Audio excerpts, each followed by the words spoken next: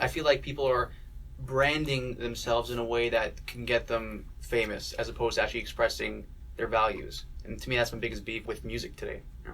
There is always a professional tier of musicians, like people who don't have any closely held beliefs and don't have a core set of ideas that they're committing to as artists. There are always going to be people like that the professional mainstream music business can fashion into figureheads and exploit. Those people will always be there. I think that reality shows have killed off a lot of creativity. I do.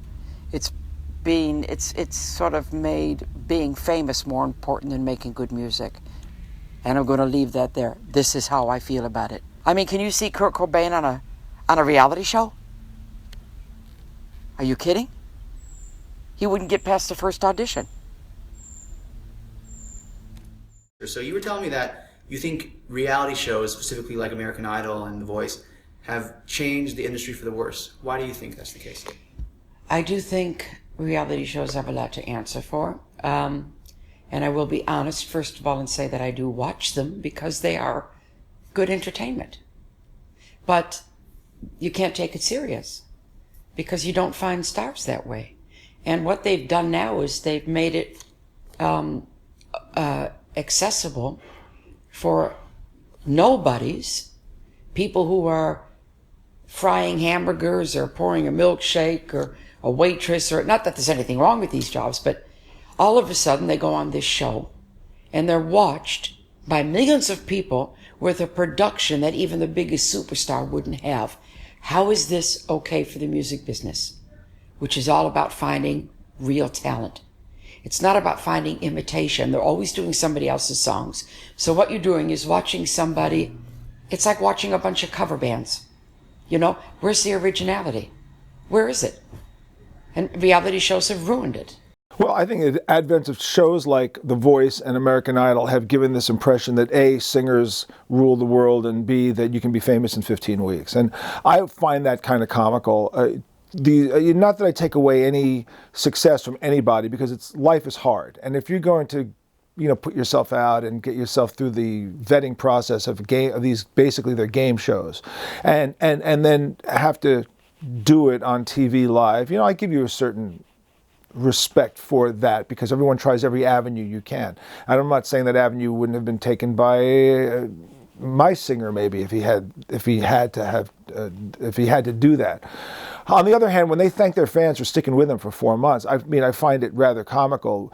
We have been together 40 years, and so is Scorpions 50 years, and so is Kiss, and so has Aerosmith. So we've been through it. We've been through hell. Our ability to be great performers was forged with the fires of the club scene and all that entailed. These kids don't have that. It's instant gratification. So the problem I have is it sets up this unrealistic expectation. And of course, the sad part about it is, for some shows like The Voice that really haven't made anybody particularly famous, is that they create these momentary stars for young kids, and they have to process this superstardom where their whole towns are, meeting them at the airports and holding up flags and banners. Hey, we welcome whatever.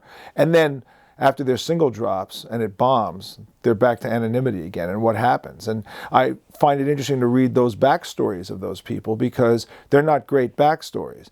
Maybe some of them are very psychologically grounded and they can put it in perspective. Jennifer Hudson was recently asked, you got voted off of American Idol, and she said, yes, I did, and it was crushing to me, except now I have an Academy Award, I have a Grammy Award, I may get a Tony for being on Broadway. She didn't allow it to destroy her. She came back. That's a wonderful story. That is a great story of determination. These TV shows where they have American Idol and that, they tell people, this is the most important performance of your life. Give it to me in 30 seconds or 90 seconds or whatever it is. Creating the image that there is a most important performance of your life. But if you want to make a career as an artist, every job you ever have is the most important performance of your life. All you're doing is just doing one after another. You paint a picture, you paint another picture, you paint another picture, you make a film, you make a film, you make a film, you make a film. If you want to have a career, you write a song, you write a song, you write a song, you write a song.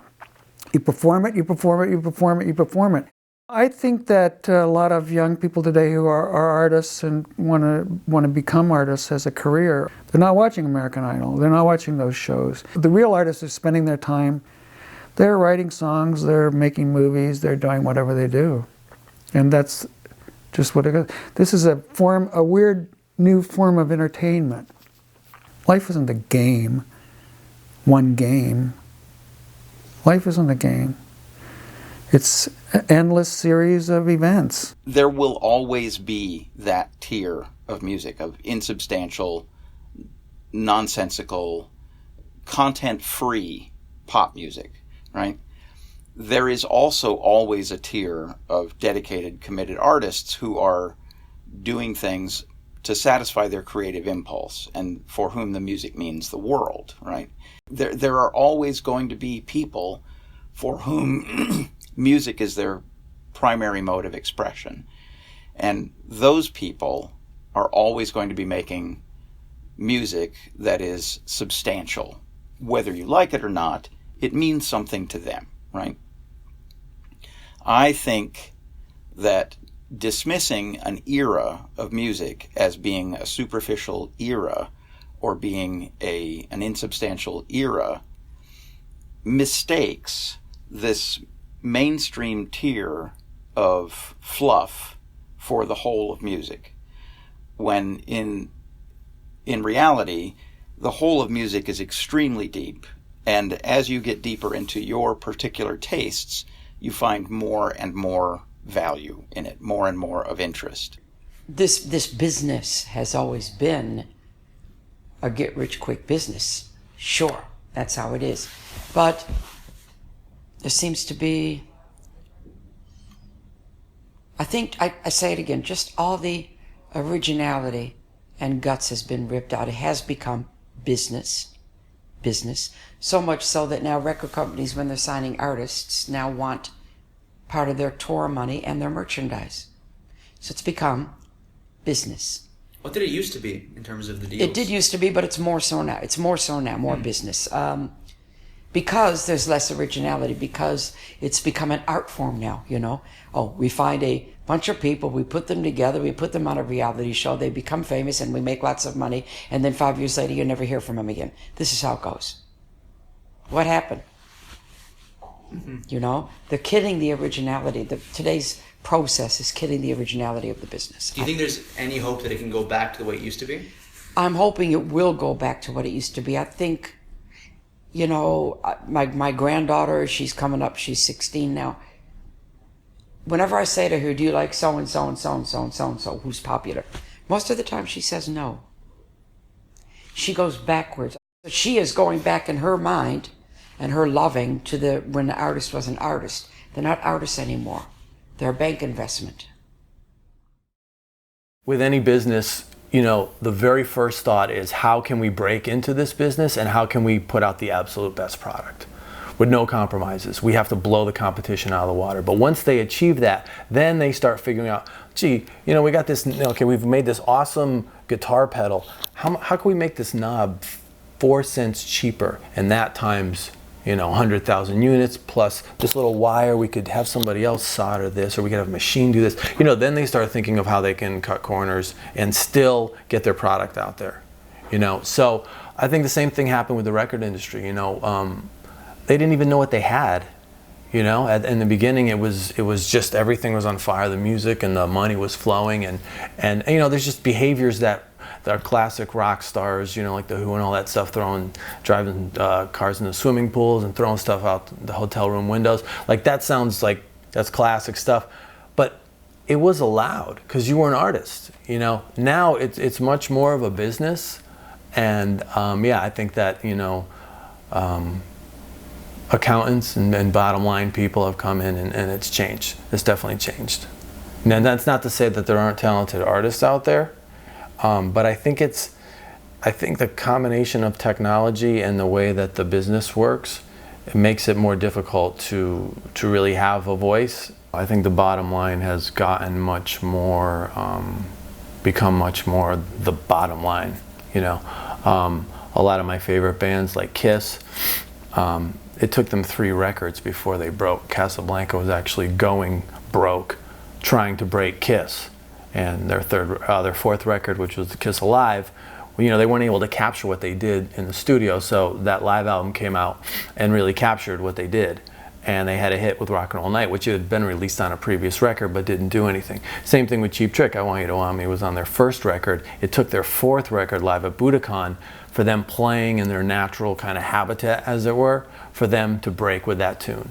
You know, so, you know, the artist development is not what it was, you know, and I think, yeah, it was much more about the artistry. I think that music has taken a big turn from the days when it was organic, when it wasn't perfect, you know, and you had the musicians playing the music in a band.